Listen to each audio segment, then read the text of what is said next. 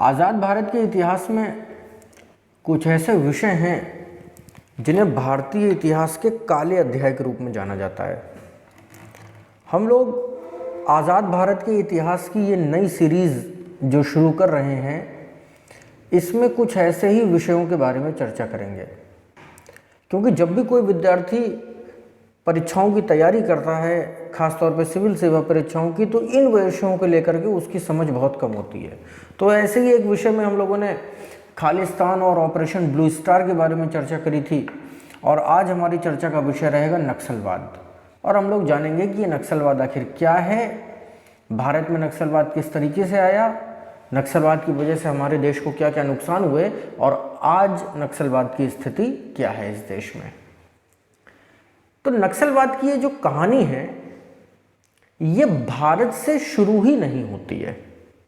इस कहानी को समझने के लिए हमें पहले जर्मनी जाना पड़ेगा और ये समझना पड़ेगा कि 19वीं सदी के उत्तरार्ध में इस दुनिया में क्या हो रहा था। 19th सेंचुरी पूरी तरीके से अंग्रेज़ों की सेंचुरी थी। ब्रिटिशर्स पूरी दुनिया पर राज कर रहे थे। दुनिया के लगभग 150 से ज़्यादा देशों में उनका शासन था, और अंग्रेज शासन की जिस पद्धति का उपयोग करते थे उसे पूंजीवाद कहते हैं। पूंजीवाद का सीधा सा अर्थ है मिनिमम इन्वेस्टमेंट मैक्सिमम बेनिफिट। अंग्रेज़ों को जिन भी देशों में वो शासन कर रहे हैं, वहाँ से सिर्फ और सिर्फ उनको दौलत चाहिए, वहाँ से उनको संसाधन चाहिए, और वो सारी दौलत और संसाधन उन्हें ले जा कर के इंग्लैंड की इंडस्ट्रियल रिवॉल्यूशन के अंदर खपा देनी है। जाहिर सी बात है, दुनिया में शोषण भी हो रहा होगा लोगों का, और अंग्रेज़ों के विरुद्ध आंदोलन भी तैयार हो रहे होंगे। अंग्रेज़ों के विरुद्ध कोई एक आंदोलन या यूनिफॉर्मिटी पूरी दुनिया में कहीं भी नज़र नहीं आ रही थी, और ऐसे स्थिति में एक शख्स इस दुनिया में पहचाना जाता है जिसका नाम था कार्ल मार्क्स। और कार्ल मार्क्स को आज हम लोग बड़े सम्मान से याद करते हैं, उनकी बहुत रिस्पेक्ट है पूरी दुनिया में, क्योंकि कार्ल मार्क्स को ही कहा जाता है फादर ऑफ द सोशलिज्म, समाजवाद के पिता। कार्ल मार्क्स ने एक ऐसा सिद्धांत दिया जिसके बाद सारी दुनिया में अंग्रेज़ों के खिलाफ एक लहर पैदा हो गई और पूरी दुनिया में फ्रीडम स्ट्रगल्स शुरू हो गए। तो कार्ल मार्क्स ने आखिर क्या सिद्धांत दिया था? कार्ल मार्क्स पूंजीवाद से बचने का कौन सा तरीका सुझा रहे थे? कार्ल मार्क्स जर्मनी के रहने वाले थे, बड़े स्कॉलर थे, और 1883 में अपनी मरने से पहले ही उन्होंने ये प्रिंसिपल दिया था। समाजवाद का सीधा सा मतलब है संसाधनों का पूरे समाज में एक समान वितरण, equal distribution of the wealth in the society.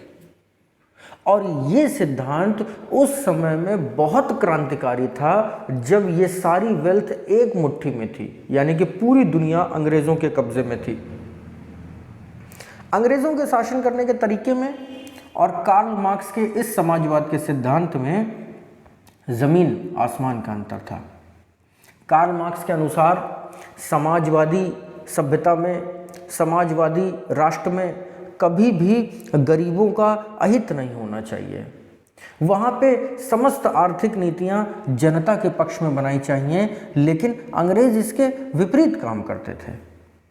तो जाहिर है कि कार्ल मार्क्स के ढेर सारे फॉलोअर्स बन गए होंगे, बहुत सारे लोगों ने कार्ल मार्क्स को अपना गुरु माना होगा, और इस तरीके से ये नया सिद्धांत आया जिसे हम लोग समाजवाद का सिद्धांत कहते हैं 19वीं सदी में।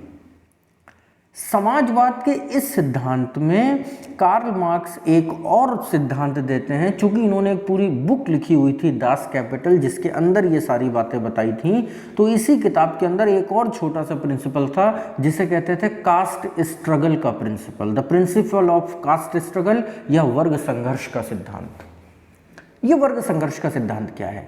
वर्ग संघर्ष का सिद्धांत ये कहता था कि अगर अमीर और अमीर होता चला जाएगा, अगर गरीब और गरीब होता चला जाएगा, तो एक दिन ऐसा आएगा जब अमीर और गरीब के बीच की खाई इतनी ज़्यादा गहरी हो जाएगी कि इसे पाट पाना मुश्किल ही नहीं, असंभव हो जाएगा। तो क्या होगा उस दिन? उस दिन ये होगा कि समाज में कोई एक ऐसा व्यक्ति पैदा होगा या व्यक्तियों का एक समूह पैदा होगा जो अमीरों के घर में जाएगा, लूटपाट करेगा, लोगों के गले काटेगा और उनकी वेल्थ, उनकी प्रॉपर्टी, उनकी दौलत को लूटेगा और गरीबों में बांट देगा। तो क्या ऐसे व्यक्ति को समाज कभी गलत नहीं कहेगा? नहीं कहेगा, क्योंकि वो कर तो गलत रहा है लेकिन उसका तरीका सही है। और ऐसे व्यक्ति को ही कार्ल मार्क्स रॉबिन हुड कहते हैं। वर्ग संघर्ष के सिद्धांत के अनुसार समाज में रॉबिन हुड कल्चर पैदा होगा और हर रॉबिन हुड का काम होगा अमीरों को लूटना और गरीबों में बांटना। तो क्या आप एक ऐसे समाज के लिए तैयार हैं जहां पे रात को आप चैन से सो ना पाएं और आपकी दौलत और शोहरत के लुट जाने का खतरा बना रहे, या आप एक ऐसे सुधारवादी आंदोलन के लिए तैयार हैं जो समाज में आर्थिक नीतियों में सभी को बराबरी का हक देता हो, जिस देश में गरीब भी चैन की सांस ले सके, अमीर भी चैन की सांस ले सके और जो संपत्ति है उसका एक समान विभाजन किया जाए। बस यही था समाजवाद। और समाजवाद के कदमों पर चलकर ही भारत जैसे देश को भी आज़ादी मिली थी। भगत सिंह भारत में समाजवाद के बहुत बड़े प्रशंसक थे। गांधी जी समाजवाद के बहुत बड़े प्रशंसक थे। जेपी, लोहिया, ये जितने हमारे देश में समाजवादी नेता हैं, ये सभी को समाजवाद के जो गुण हैं ये कहीं ना कहीं से कार्ल मार्क्स की ही देन है, या तो डायरेक्टली देन है या तो बाई थ्रू देन है। तो ये था समाजवाद। अब इस पूरे समाजवाद में नक्सलिज्म कहाँ है? कहीं नहीं। ये एक महान सिद्धांत था और इस महान सिद्धांत से अगर आज दुनिया चल रही होती तो शायद हमारी दुनिया बेहद खूबसूरत होती। इस दुनिया की 90% वेल्थ 2% लोगों के हाथ में ना होती अगर हम लोगों ने सोशलिज्म को फॉलो किया होता तो। अब नक्सलिज्म की कहानी यह है कि बीइंग ए टीचर, जैसे मैं सभी बच्चों को पढ़ा रहा हूं तो मेरी बातों को कोई बच्चा एज इट इज़ कंज्यूम कर रहा है, कोई बच्चा मेरी बातों को 50% कंज्यूम कर रहा है, लेकिन कोई बच्चा ऐसा भी तो हो सकता है जो मेरी बातों को ऑपोजिट कंज्यूम करे। मैंने सिखाया कोई अच्छी चीज़ और वो सीख गया कोई गलत चीज़, ये भी तो हो सकता है। तो कार्ल मार्क्स के स्टूडेंट्स में, कार्ल मार्क्स के फॉलोवर्स में, या आप कह सकते हैं कि उन लोगों में जिन्होंने कार्ल मार्क्स को अपना गुरु माना, कुछ ऐसे लोग भी थे जिन्होंने कार्ल मार्क्स की बातों का गलत मतलब निकाला। और कार्ल मार्क्स के ऐसे ही दो बेहद खराब स्टूडेंट हुए, लेनिन एंड माओ त्से जेडोंग। लेनिन की कहानी हमें नहीं पढ़नी है क्योंकि हम भारत के इतिहास के बारे में पढ़ रहे हैं। हम आते हैं सीधा माओ त्से जेडोंग के पास। माओ त्से जेडोंग, जिन्हें आमतौर पर हम लोग माओ त्से तुंग के नाम से भी जानते हैं, ये चीन के बड़े क्रांतिकारी नेता थे और चीन की आज़ादी में इनका बहुत बड़ा योगदान था। माओ त्से जेडोंग कार्ल मार्क्स को अपना गुरु मानते थे, लेकिन कार्ल मार्क्स के सिद्धांतों का गलत मतलब निकाल बैठे थे। जिस रॉबिन हुड कल्चर की बात कार्ल मार्क्स ने की थी, माओ त्से को लगता था कि वो रॉबिन हुड मैं हूं। और माओ त्से ने चाइना में सशस्त्र क्रांति का नारा दिया। माओ त्से स्पष्ट शब्दों में कहा करते थे कि यदि संपत्ति का एक समान विभाजन करवाना है, संपत्ति का इक्वल डिस्ट्रीब्यूशन कराना है, तो अमीरों के गले काटने पड़ेंगे। और ये जो विचारधारा है ये निश्चित तौर पे सरकार के विरोध की विचारधारा है, क्योंकि सरकार में, सत्ता में उस जमाने में कौन होता था? अंग्रेज होते थे। पूरी दुनिया भर की सत्ताओं में उस समय अंग्रेज बैठे हुए थे और ये जो विचारधारा थी निश्चित तौर पे ये सरकार की विरोध की विचारधारा थी। तो जो विचारधारा सरकार के विपरीत हो, वो विचारधारा जो सरकार के विरुद्ध हो, ऐसी विचारधारा को लेफ्ट की विचारधारा कहा जाता है। बस यही है लेफ्ट की कहानी और इसी को वामपंथी विचारधारा भी कहते हैं। तो कार्ल मार्क्स हो गए ना वामपंथी, कार्ल मार्क्स हो गए लेफ्ट, लेकिन उस जमाने में लेफ्ट का मतलब बुरा नहीं था, उस जमाने में लेफ्ट का मतलब राइट था। क्यों? क्योंकि ये कहानी आपको समझ में आ रही होगी। तो इस तरीके से माओ त्से जेडोंग को लेफ्ट के बड़े नेता के रूप में पहचान मिली और साथ ही साथ माओ त्से जेडोंग ने एक पॉलिटिकल पार्टी की स्थापना करी जिसे कम्युनिस्ट पार्टी ऑफ चाइना कहा गया। और कम्युनिस्ट पार्टी ऑफ चाइना ने सशस्त्र क्रांति करके हथियारों के जोर पर चीन को आजाद करा लिया। चाइना में लेफ्ट की सरकार बनी, कम्युनिस्ट पार्टी की सरकार बनी और चीन के राष्ट्रपति बने माओ त्से तुंग। और आज भी चाइना में वही माओ त्से की विचारधारा काम कर रही है और एक ही पार्टी का शासन है। शायद इसीलिए चाइना को लोकतंत्र नहीं जनतंत्र कहते हैं, पीपल्स रिपब्लिक ऑफ चाइना कहते हैं। कम्युनिस्ट पार्टी ऑफ चाइना का वहाँ पे शासन है। माओ त्से वहाँ के गांधी हैं, जबकि माओ त्से ने सही नहीं किया। संपत्ति के एक समान वितरण के लिए आप किसी का गला नहीं काट सकते। कार्ल मार्क्स ने केवल ये संभावना जताई थी कि ऐसा हो सकता है, लेकिन आपने कर दिखाया। तो जाहिर सी बात है कि हथियारों के जोर पे अगर आप समाज में समानता लाना चाहते हैं, वही फिर से बात घूम फिर कर के आ जाती कि यदि चरमपंथ ही हर समस्या का समाधान है तो इसका मतलब ये दुनिया नष्ट हो जाएगी। चरमपंथ को किसी भी मायनों में अच्छा नहीं कहा जा सकता और ये एक आर्थिक चरमपंथ है। लेफ्ट विचारधारा, कम्युनिस्ट विचारधारा या माओ विचारधारा, ये एक तरीके का आर्थिक चरमपंथ है, ये इकोनॉमिक एक्सट्रीमिज्म है। बस फिर क्या था, हजारों लाखों और देखते ही देखते करोड़ों लोग माओ त्से तुंग के पीछे पीछे चलने लगे। जिन लोगों ने माओ त्से तुंग की विचारधारा को माना, जिन लोगों ने माओ त्से तुंग को अपना नेता माना, उन लोगों को माओवादी कहा गया। माओवादी यानी कि माओ के विचारों को मानने वाले, माओइस्ट यानी कि माओ की विचारधारा से प्रेरित लोग। और इस तरीके से इस दुनिया में माओवाद का जन्म होता है। बस यही है माओवाद, जिसकी शुरुआत चाइना से होती है। इन्हीं माओवादियों की सरकार चाइना के अंदर आज भी चल रही है। और ये माओवादी कौन है? ये हैं वो समाजवादी जिन्होंने समाजवाद के बिगड़े हुए रूप को स्वीकार कर लिया है। इतनी बात आपको समझ में आ गई होगी। तो सबसे पहले हम लोगों ने सीखा समाजवाद, फिर हम लोगों ने सीखा माओवाद। अब इसके सबसे एडवांस वर्जन में चलते हैं जिसका नाम है नक्सलवाद। ये नक्सलवाद क्या है, अब इसकी कहानी भी शुरू होती है।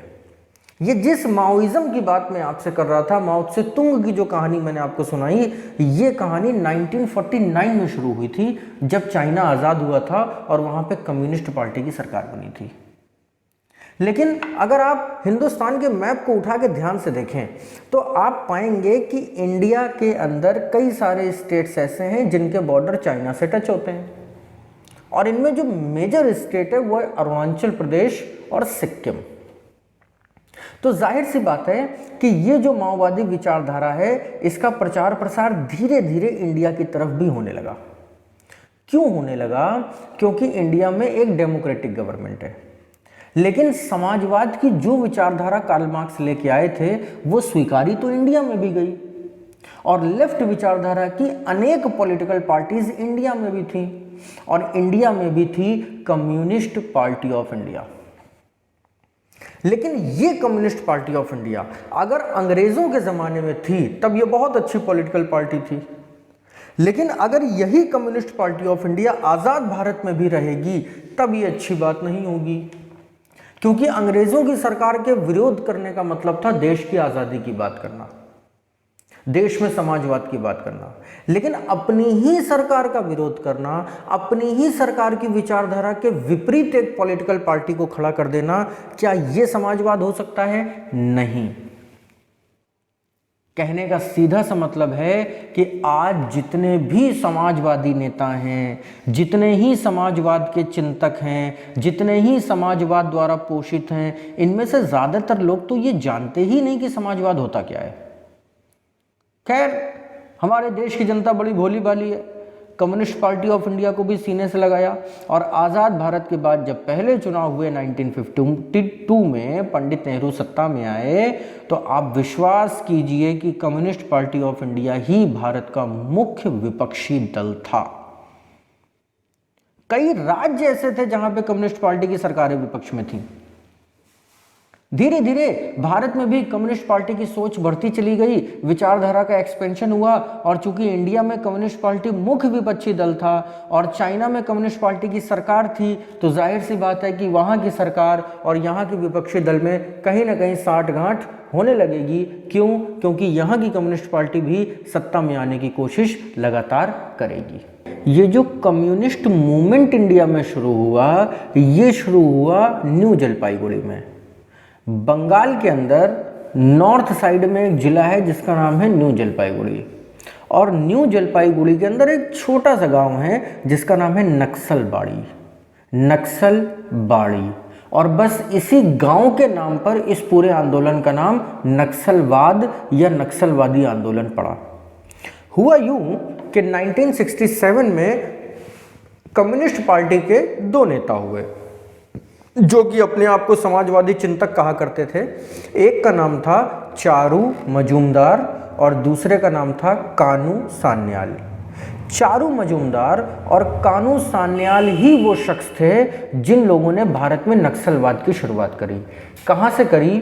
न्यू जलपाईगुड़ी से करी, पश्चिम बंगाल से करी, और इसी वजह से इस आंदोलन का नाम नक्सलवाद पड़ा। इन लोगों ने स्पष्ट रूप से जनता को समझाया कि बिना हथियार उठाए, बिना सरकार के खिलाफ सशस्त्र विद्रोह किए सामाजिक समानता के सिद्धांत नहीं आ सकते हैं, और इन लोगों ने सशस्त्र क्रांति का नारा दिया।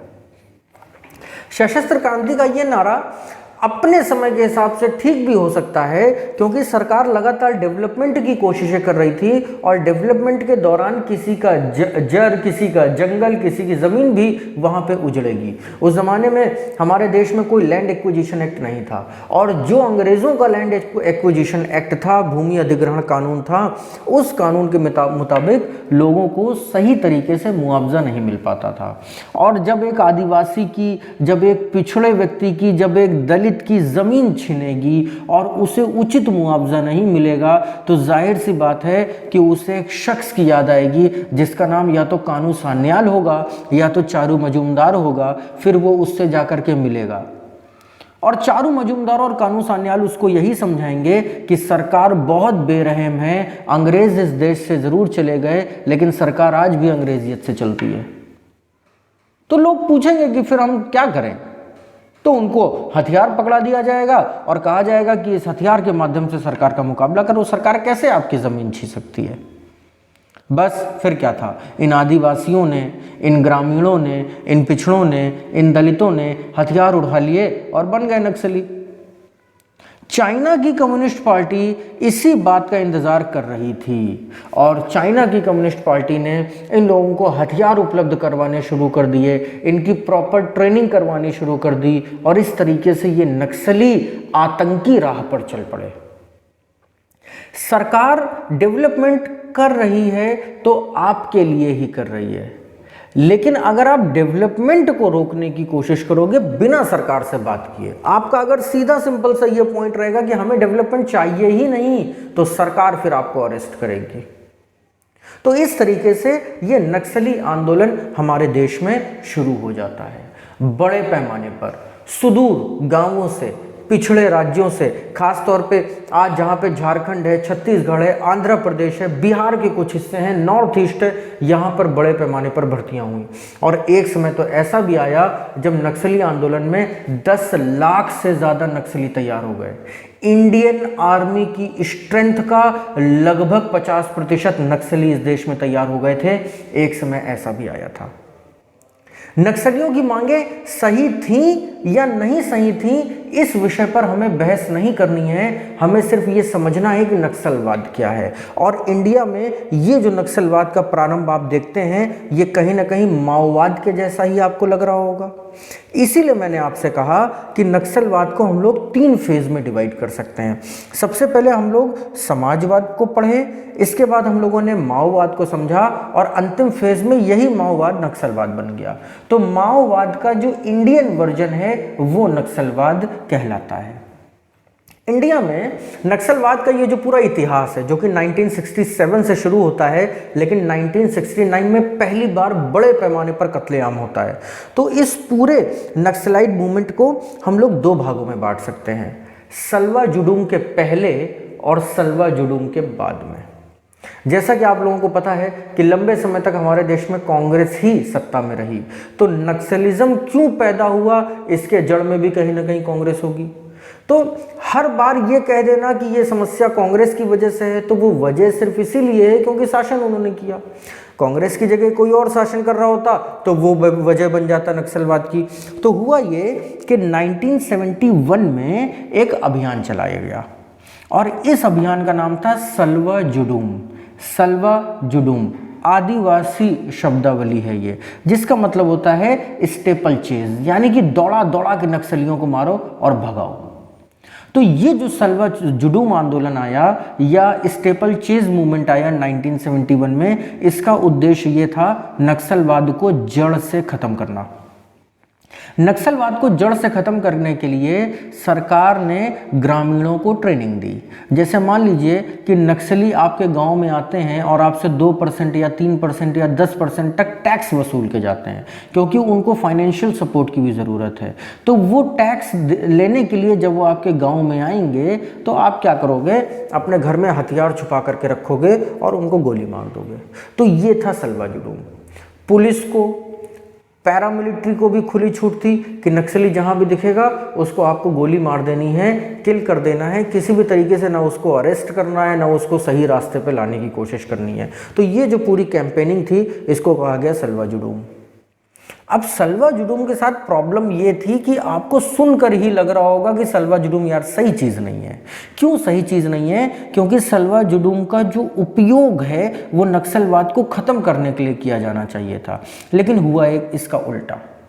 इसका उल्टा इस तरीके से हुआ कि जब आम आदमी के हाथ में हथियार आ गए, जब पुलिस और पैरामिलिट्री को खुली छूट मिल गई कि नक्सलियों को मारो, तो नक्सलियों को मारा तो गया, लेकिन मारने के साथ नक्सलियों के गांव में लूटपाट भी करी गई। हो सकता है घर का एक सदस्य नक्सलवादी विचारधारा से प्रेरित हो, लेकिन फिर भी पूरे परिवार को गोली मार दी गई। नक्सली महिलाओं के साथ ज़बरदस्त रेप किया गया, बलात्कार किए गए, बच्चे पैदा किए गए और बहुत ही ज़्यादा अमानवीय अत्याचार भी इन लोगों के साथ हुए थे सल्वा जुडूम के नाम पर। इस बात से कोई इनकार नहीं कर सकता। और फिर हुआ क्या, 1971 के बाद करीब 20,000 नक्सली सल्वा जुडूम में मारे गए, जो कि हमारे अपने नागरिक थे। और इनके मारे जाने के बाद इस देश की तस्वीर पूरी तरीके से बदल गई, क्योंकि अब तक नक्सलवादी सरकार से केवल मांगे कर रहे थे और अब नक्सलवादी सरकार के दुश्मन बन बैठे। वो अपने घर के अंदर रह रहे हैं, वो अपने जंगल के अंदर रह रहे हैं, उन्हें सरकार से कोई लेना देना नहीं है। उनका कहना है कि ये जड़ जंगल जमीन हम नहीं छोड़ेंगे, जिस जमीन पे हम खेती करते हैं वो जमीन हमारी है, कोई सरकार इसे नहीं ले सकती। लेकिन ये नक्सली उस जंगल से बाहर नहीं निकलेंगे। आपने कभी नहीं सुना होगा कि किसी नक्सली ने बस स्टैंड के ऊपर बम विस्फोट कर दिया। आपने कभी नहीं सुना होगा कि किसी नक्सली ने कहीं पब्लिक प्लेस पे आके गोली चला दी। आपने कभी नहीं सुना होगा कि नक्सली ने दिल्ली आके पार्लियामेंट पे हमला कर दिया। नक्सली आप पर हमला कब करेगा? जब आप नक्सली के घर में जाओगे, आप डेवलपमेंट करने के नाम पर उसके घर में जाओगे, आप उसकी ज़मीन छीनने के नाम पर आपके घर में जाओगे, तब वो आपके ऊपर हमला करेगा। यही रीज़न है कि जितने भी नक्सलाइड अटैक्स के बारे में आप लोग सुनते हैं, ये सुकमा, ये दंतेवाड़ा जैसी जगहों पर क्यों होते हैं? क्योंकि यही जगहें नक्सलियों का गढ़ हैं। अब एक समय ऐसा भी आया हमारे देश में, मुझे अच्छी तरीके से याद है 2009 और 2010, जब सुकमा जिले के अंदर नक्सलियों ने सल्वा जुडूम का बदला लिया था और कांग्रेस के एक काफिले पर हमला किया था और उसमें कांग्रेस के 17 बड़े नेता मारे गए थे, जिनमें 1971 के दौरान तत्कालीन गृह मंत्री आचार्य विद्याचरण शुक्ल भी शामिल थे।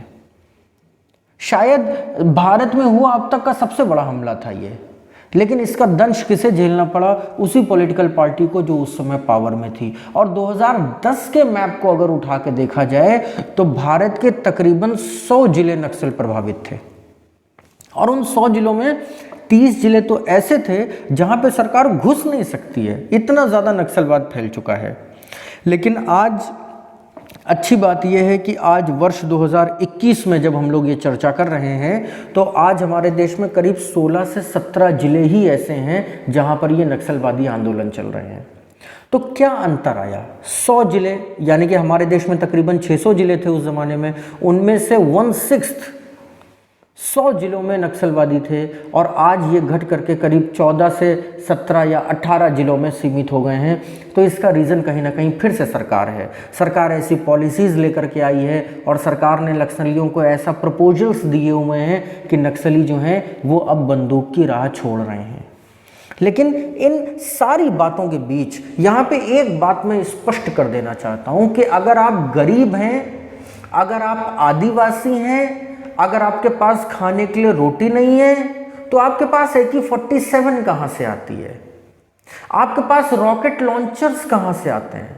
आपके पास में एंटी टैंक लॉन्चर्स कहाँ से आते हैं? लैंड माइन्स कहाँ से आती हैं? और इतने बड़े पैमाने पर हथियारों की सप्लाई आखिर करता कौन है? तो कहने का मतलब ये हुआ कि नक्सलवादी आंदोलन जिस विचारधारा के साथ शुरू हुआ था, समय के साथ वो उस विचारधारा से पूरी तरीके से भटक गया। और इसका मैं रिजल्ट आपको बताता हूं। कानू सान्याल, जिस आदमी ने ये नक्सलवादी आंदोलन शुरू किया था 23 मार्च 2010, इस आदमी ने फांसी लगा के आत्महत्या कर ली। क्यों? वही नक्सलबाड़ी में मरा, सुसाइड किया।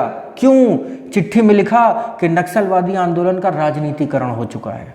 इसीलिए भगत सिंह को जिस दिन फांसी हुई थी उसी दिन इस आदमी ने अपने आप को भी फांसी लगा ली और इस प्रकार से भारत में नक्सलवाद की जो जड़ थी वो खत्म हो गई। लेकिन आज जो समस्या है उसमें कुछ बहुत ज़्यादा सुधार नहीं आ पाया है। क्यों नहीं आ पाया है? क्योंकि अब एक नई विचारधारा इस देश के अंदर पनप रही है जिसे अर्बन नक्सल्स कहा जाता है। यानी कि शहर में रहने वाला एक आम आदमी जो नक्सलियों की विचारधारा से प्रेरित तो है लेकिन उसने हथियार नहीं उठाए हैं, वो लोगों के मन में वैचारिक क्रांति ला रहा है। और मैं उसे क्रांति भी नहीं कहूँगा, वो वैचारिक प्रतिरोध पैदा कर रहा है, वो वैचारिक नफरत पैदा कर रहा है लोगों के मन में। हाल ही में आपने महाराष्ट्र में ऐसे कुछ लोगों को देखा होगा जिनको अरेस्ट भी किया गया और जिनके ऊपर मुकदमा चलाया जा रहा है। नक्सलियों को हथियार कौन सप्लाई कर रहा है? सीधी सी बात है, चाइना से हथियार सप्लाई हो रहे हैं, पाकिस्तान से हथियार सप्लाई हो रहे हैं। ISI लगातार इनके संपर्क में रहती है। भारत इनके लिए एक सुरक्षित ठिकाना है और हमारे देश में राजनीति ऐसी रही है कि नक्सलवाद को कभी भी ख़त्म करने की कोशिश नहीं करी गई। क्यों नहीं करी गई? क्योंकि जो लेफ्ट की पार्टियां हैं, कम्युनिस्ट पार्टियां हैं, ये नक्सलवादियों की ही गोद में बैठ करके चुनाव लड़ती हैं। और इसका ज्वलंत उदाहरण 1977 के आम चुनाव हैं, जब केंद्र में सत्ता से कांग्रेस बाहर हुई थी और बंगाल में इन्हीं नक्सलियों की सरकार बनी थी, यानी कि माओवादियों की सरकार बनी थी और मुख्यमंत्री बने थे ज्योति बसु। 25 साल मुख्यमंत्री रहे थे। ममता बनर्जी ना आती तो शायद ज्योति बसु सत्ता से बेदखल भी ना होते। तो पूर्वोत्तर भारत में, नॉर्थ ईस्ट के अंदर जिन लोगों को आप माओवादी कहते हैं, उन्हीं लोगों को प्लेटू रीजन में आप नक्सली कहते हैं। और इस तरीके से ये नक्सलवाद भारत के मेन स्ट्रीम सोसाइटी के लिए अब प्रॉब्लम बन चुका है। जो लोग इन नक्सलियों के साथ रहते हैं उन्हें इन नक्सलियों के साथ सिंपैथी भी रहती है। अगर आप बिहार में, छत्तीसगढ़ में, झारखंड में या नॉर्दर्न आंध्र प्रदेश के अंदर जाएंगे और वहाँ के कॉमन मैन से बात करेंगे तो वो कहीं ना कहीं नक्सलियों के लिए सिंपैथी रखता है। क्यों रखता है? क्योंकि नक्सलियों के साथ कभी किसी समय में गलत भी हुआ था। लेकिन हमें ये नहीं भूलना चाहिए कि ये नक्सलवादी आज आतंकवाद की राह पकड़ चुके हैं। ये हमारे 120 जवानों को एक साथ लैंडमाइन बिछा करके मार देते हैं। ये हमारे जवानों को बुरी तरीके से मारते हैं और उनके शवों के साथ में बहुत गंदी हरकतें भी करते हैं। तो ये एक इनह्यूमन एक्टिविटीज कर रहे हैं। नक्सली मूवमेंट पूरी तरीके से इस देश में खत्म हो चुका है और अब इस देश में सिर्फ नक्सलवाद के नाम पर आतंकवाद को बढ़ावा दिया जा रहा है। And this terrorism is supported by ISI and the communist party of China. खुले तौर पर मैं ये कह रहा हूं, कोई इसमें हिचक नहीं है कहने में। और अब अंत में सॉल्यूशन क्या है? अगर सॉल्यूशन की बात करी जाए, निष्कर्ष की बात करी जाए, तो नक्सलवाद कहीं ना कहीं भारत के एक बड़े हिस्से का डेवलपमेंट नहीं होने दे रहा है। नक्सल प्रभावित क्षेत्रों में अगर आप जाएंगे तो वहाँ पे जो बेसिक इंफ्रास्ट्रक्चर है उसकी बहुत कमी है। वहाँ पे रोड्स नहीं है, वहाँ पे इलेक्ट्रिसिटी नहीं है, वहाँ पे माइंस भरी पड़ी हैं, क्योंकि नक्सलियों का कब्जा माइंस के ऊपर ही है, जंगलों के ऊपर है। लेकिन माइनिंग नहीं हो सकती नक्सलियों की वजह से। तो कहीं ना कहीं डेवलपमेंट प्रभावित हो रहा है। और जब डेवलपमेंट प्रभावित होगा तो हम लोग जिस डिजिटल इकोनॉमी का सपना देख रहे हैं, या 5 ट्रिलियन इकोनॉमी का सपना देख रहे हैं, या भारत को विकसित देश बनाने का सपना देख रहे हैं, ये सपने कैसे पूरे हो पाएंगे? लगभग 1/4 भारत का अगर विकास ही नहीं हो पाएगा तो आप विकसित देश का सपना कैसे देख सकते हैं? तो ये तो इसके लॉन्ग टर्म इम्पैक्ट्स हैं। और इन राज्यों के जिनके मैं आपसे लगातार नाम ले रहा हूं कि बिहार है, झारखंड है, छत्तीसगढ़ है, आंध्र प्रदेश है, इनके डेवलपमेंट्स ना हो पाने के पीछे भी रीजन नक्सलिज्म ही है। अब इसका सॉल्यूशन क्या है? तो क्या सॉल्यूशन में नक्सल प्रभावित क्षेत्रों में सेना उतार दी जाए और सेना को खुली छूट दे दी जाए कि नहीं, नक्सलियों को गोली मारो और नक्सली खत्म तो नक्सलवाद खत्म? क्या ये सॉल्यूशन है? बहुत लोगों का मानना है कि नहीं, सेना को उतारना चाहिए। लेकिन नहीं, सेना को उतारना नक्सलवाद का खात्मा नहीं कर सकता। क्यों नहीं कर सकता? क्योंकि ये जो नक्सली हैं ये बाहर से आए हुए आतंकवादी नहीं हैं, ये विदेशी नागरिक नहीं है, ये हमारे अपने नागरिक हैं। इनको राइट टू वोट है, इनको वही फंडामेंटल राइट्स हैं जो मुझे और आपको हैं। तो इन्हें गोली नहीं मारी जा सकती। हाँ, इन्हें मेन स्ट्रीम में लाने का प्रयास किया जा सकता है। अगर नक्सलियों को ये बात समझ में आ जाए कि डेवलपमेंट होगा तो वो आपके लिए ही होगा, डेवलपमेंट होगा तो आपके बच्चों का भविष्य उज्जवल होगा, तब शायद ये नक्सली बंदूक का रास्ता छोड़ दें और शिक्षा के रास्ते पर आ जाएं। और आज पूरे देश में ऐसी तमाम खबरें आती हैं जब नक्सली बंदूक छोड़ देता है, सरेंडर भी कर देता है। केंद्र सरकार भी इस दिशा में अच्छे प्रयास कर रही है, अच्छे कदम उठा रही है और अनेक ऐसी पॉलिसीज ला चुकी है जिसके माध्यम से यदि कोई नक्सली सरेंडर करता है, बंदूक का रास्ता छोड़ता है, तो उसे जेल नहीं भेजा जाता है, बल्कि उसको कुछ पैसे दिए जाते हैं ताकि वो अपना एक सामाजिक जीवन प्रारंभ कर सके। तो इसी दिशा में आप अखबारों में पढ़ते होंगे कि आए दिन नक्सली सरेंडर कर रहे हैं। और यही रीज़न है कि 100 जिलों में फैला हुआ नक्सलवाद अब घर करके 16-17 जिलों में बचा हुआ है। तो एक तो ये प्रयास हो सकता है। दूसरा प्रयास हो सकता है एजुकेशन। एजुकेशन का लेवल बहुत अच्छा होना चाहिए। अगर एजुकेशन का लेवल अच्छा होगा, नक्सली खुद बैठ करके जब ये बात पढ़ेगा कि समाजवाद क्या है, नक्सली खुद जब इस बात को सीखेगा कि समाजवाद का विकृत रूप माओवाद था और माओवाद का विकृत रूप नक्सलवाद है, तो खुद उसको ये बात समझ में आ जाएगी कि कार्ल मार्क्स ने बंदूक उठाने के लिए कभी नहीं कहा था, बल्कि कार्ल मार्क्स ने बंदूक उठाने की आशंका जताई थी और उस आशंका को अच्छा नहीं माना था। तीसरा सॉल्यूशन इसमें क्या हो सकता है? तीसरा सॉल्यूशन इसमें यह हो सकता है कि हम लोग जो हैं, इस देश की जो जनता है, हम लोगों को कम्युनिस्ट विचारधारा को पूरी तरीके से त्याग देना चाहिए। आपको जान करके बहुत खुशी होगी, बहुत अच्छा लगेगा कि हमारे देश में जब पहली बार आम चुनाव हुए थे तो communist party of India Bharat का मुख्य विपक्षी दल था। लेकिन आज वर्ष 2020 में कम्युनिस्ट पार्टी इस देश में नहीं है, खत्म, ऑलमोस्ट खत्म। 1 सीट है इनके पास। तो मुख्य विपक्षी दल से 1 सीट पर ये आ गए हैं। इस बात का मतलब क्या हुआ? इस बात का मतलब यही हुआ कि कम्युनिस्ट पार्टी ऑफ इंडिया की जो विचारधारा है, उस विचारधारा को इस देश की जनता नकार चुकी है, रिजेक्ट कर चुकी है। और बहुत ही जल्द वो दिन आएगा जब कम्युनिस्ट आइडियोलॉजी पूरी तरीके से खत्म हो जाएगी। ये इसके कुछ मेजर सॉल्यूशंस हो सकते हैं, लेकिन सबसे ज़्यादा ज़रूरी इसमें अवेयरनेस है, हिंसा नहीं। मैं फिर वही बात कहूँगा कि चरमपंथ एक्सट्रीमिज्म किसी भी चीज़ का सॉल्यूशन नहीं होता है। हाल ही के वर्षों में आपने दिल्ली विश्वविद्यालय के अंदर या जवाहरलाल नेहरू विश्वविद्यालय के अंदर या अलीगढ़ मुस्लिम यूनिवर्सिटी के अंदर आपने तमाम सारे ऐसे लोगों को देखा होगा जो हिंदुस्तान के खिलाफ नारेबाजी करते हैं, अपने ही देश में रह करके अपने देश के लिए गलत बयानी करते हैं, गलत बातें करते हैं। तो ये कौन लोग हैं? ये वही लोग हैं जो कम्युनिस्ट आइडियोलॉजी से प्रेरित हैं और भगत सिंह के नाम पर ये सब करते हैं। तो अपने इस लेक्चर के आखिरी में मैं आपको ये भी बता देना चाहता हूं कि भारत के विरोध में बातें करना, भगत सिंह का पोस्टर लेकर, इस बात का क्या मतलब है? शाहीन बाग के अंदर धरना देना भगत सिंह का पोस्टर लेकर, इस बात का क्या मतलब है? पंजाब हरियाणा के बॉर्डर पर चक्का जाम कर देना किसान आंदोलन के नाम पर भगत सिंह का पोस्टर लेकर, इस बात का क्या मतलब है? तो ये भी भगत सिंह की कहानी कहीं ना कहीं से यहीं कम्युनिज्म से जुड़ी हुई है, कम्युनिस्ट पार्टी से जुड़ी हुई है और माओवाद और नक्सलवाद से जुड़ी हुई है। और इसको बताने से पहले मैं आपको स्पष्ट कर देना चाहता हूं कि भगत सिंह के बारे में मुझसे ज़्यादा मेरे जो सराउंडिंग्स हैं उसमें कोई नहीं जानता होगा। भगत सिंह आज भी मेरे रोल मॉडल हैं और कल भी मेरे रोल मॉडल थे और भविष्य में भी रहेंगे।